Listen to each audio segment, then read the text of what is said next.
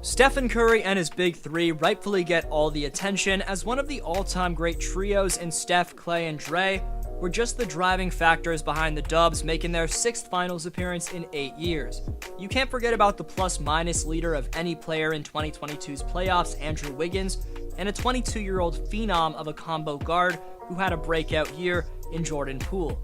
But the weapons who casual fans will have no idea about consist of the 14th overall pick from last year's draft in the rookie Moses Moody, who stayed ready despite being out of the rotation and earned 13 minutes per game in the Western Conference Finals, a storyline that deserves more attention. My Kevon Looney video got demonetized, so you'll also see a breakdown of the Dubbs' unsung hero at the 5 spot, who ran 396 feet per minute back in Game 2, more ground covered than Stephen Curry. Looney Tunes also had 21 points in that game and 18 rebounds in Game 5 to close out the Mavs. Then there's Nemanja Bjelica, who gets a lot of hate from Warrior fans, but he's quietly shot 54% from the field in 12 minutes on average over 10 playoff appearances in 2022. Showing you they're anything but a top-heavy roster, this video breaks down why the Golden State Warriors' second layer has everyone in shambles. Before continuing, only 10.6% of you watching right now are subscribed, so if you haven't already, please subscribe and hit the bell so you don't miss a single upload. Also, please drop a thumbs up. It takes a few seconds and makes a massive difference in YouTube's algorithm. You can follow me on Instagram and Twitter at DFlowHoops, and I'll follow you back. Link is down below in the description for those 2 platforms. Coming up, we'll get to the returns for the finals of Gary Payton II and Andre Iguodala, along with every piece to the Warriors' imposing second layer. First, we have to give some praise to the team's all-time great player. 3-time scoring and NBA champion, 2-time MVP, and the NBA's all-time leader in three-pointers made, Stephen Curry, is one of the greatest to lace him up, no matter what happens in 2022's finals. Having said that, his legend status would reach a whole different stratosphere if he can take down either a stacked Boston Celtics or Miami Heat team and win his first career finals MVP. It would mean tying LeBron James in championship rings, winning his first chip without Kevin Durant since 2015, and potentially marking his place among fans across the world as undeniably our game's best player. On Thursday night, Stephen Curry's Warriors joined Michael Jordan's Bulls from 91 to 98, Magic Johnson's Lakers from 84 to 91, the Jerry West version of the Lakers from 66 to 73, and Bill Russell's Boston Celtics from 63 to 70, as one of 5 NBA teams of all time to make the finals 6 times in the span of 8 seasons, and people said the dynasty was over. While it's starting to feel normal that the Warriors just made the finals, they've actually defied both the odds and the disrespectful doubters who predicted they'd have little to no chance of being in this position.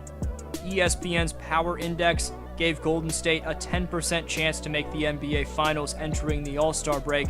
It was just over 2 years ago, after the Warriors traded D-Loading for Air Canada, that mainstream analyst Nick Wright said, quote, "Andrew Wiggins is a bad basketball player. He's owed $95 million over the next 3 years, starting next year. It's unspeakable that the Warriors did this. It's all over for them. We'll never see Steph in another NBA Finals, ever."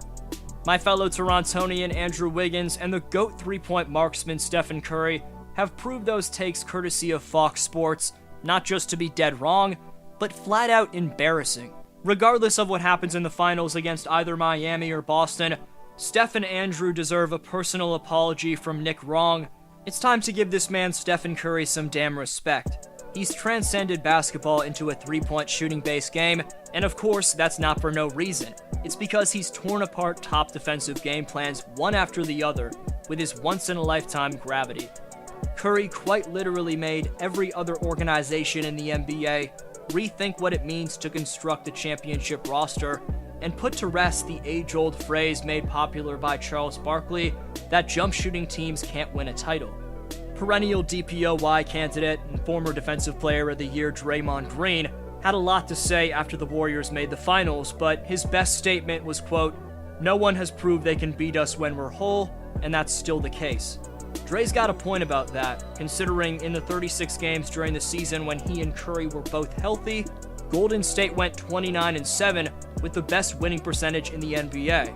Klay Thompson's 32-piece to close out the Mavericks proves he's in top condition, and it was awesome to see Klay light it up.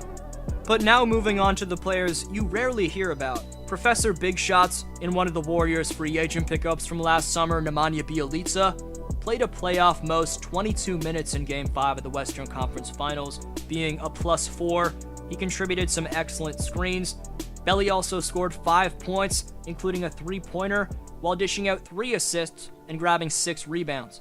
Steve Kerr spoke on Bjelica's production in the Game 5 closeout, saying, "If I were smarter, I would have played him earlier in this series. Those minutes were huge."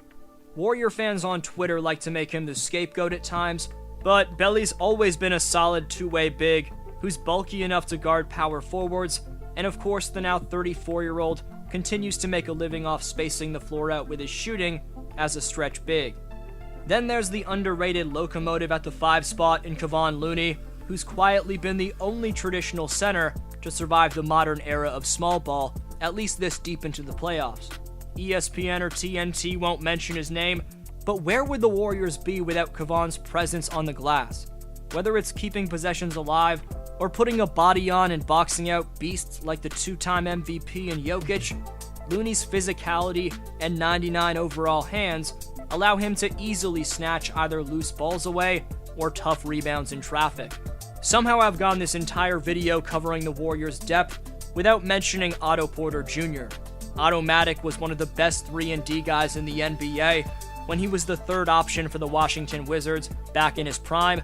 Now, he'll be a defensive weapon to shut down either the likes of Tatum and Brown or Jimmy Butler and Max Strus. The 7-foot wingspan and footwork for his size from OPJ on defense has been an under-talked-about winning element all season long for the Dubs. I just slightly broke down how Otto Porter Jr. could be a weapon on Boston or Miami's wing players, but Gary Payton II returning from the gruesome hit he took on the fast break a few weeks ago, and also the poised veteran in Max Kellerman's favorite player, Andre Iguodala, that also gives opposing wing players a few other versatile bodies to deal with. Maybe the most unfairly under-talked about Warrior is their rookie Moses Moody, who stayed ready all year and earned both the respect of his all-time great teammate Stephen Curry, but more importantly, some much-deserved playing time in the conference finals. Moody was one of the Warriors' first-round draft selections last year, next to Jonathan Kuminga, as Moses was picked 14th overall. He didn't exactly light up the NBA in his first year. He hasn't been relied upon much in the playoffs either, until the last 4 games of the Western Conference Finals against the Mavericks. After Damian Lee struggled early in Game 2 off the pine, Moody earned 10 minutes of playing time in the 4th and did pretty well, helping the Warriors close out the Mavericks in a tight game. He then saw 16 minutes of action in the Warriors' Game 3 win. He didn't score much, with 6 total points to his name in those 2 outings. He followed that up by dropping 10 points in Game 4 and 7 points in Game 5. But back on Monday, Moody received some high praise from Stephen Curry, who's seen the rookie work hard off the court, despite having no guarantees about playing time. Curry said, quote, "He's just an extremely talented, high IQ young guy that works tirelessly to be ready. The behind the scenes, how he works, going game speed, just consistent effort every day, going back and forth from the G League, all that stuff, you can tell someday it's going to pay off because his number is going to be called." Curry's rookie appeared in 52 games and started 11 of them during the regular season, also spending time with the G League Santa Cruz Dubbs. Just like Jonathan Kuminga, the Warriors didn't need Moody to come in and play heavy minutes right away, and as Steve Kerr has said all year, that can be tough on a first-round pick who's used to being a key contributor in college. However, according to Curry, Moody's always maintained a positive attitude in practice. Of course, that helped him when his number was finally called during the West Finals. Moody didn't just suddenly become a poised rookie in the playoffs. It was, as Curry said, a build-up of hard work and preparation, staying ready and growing on the fly as a 19-year-old kid.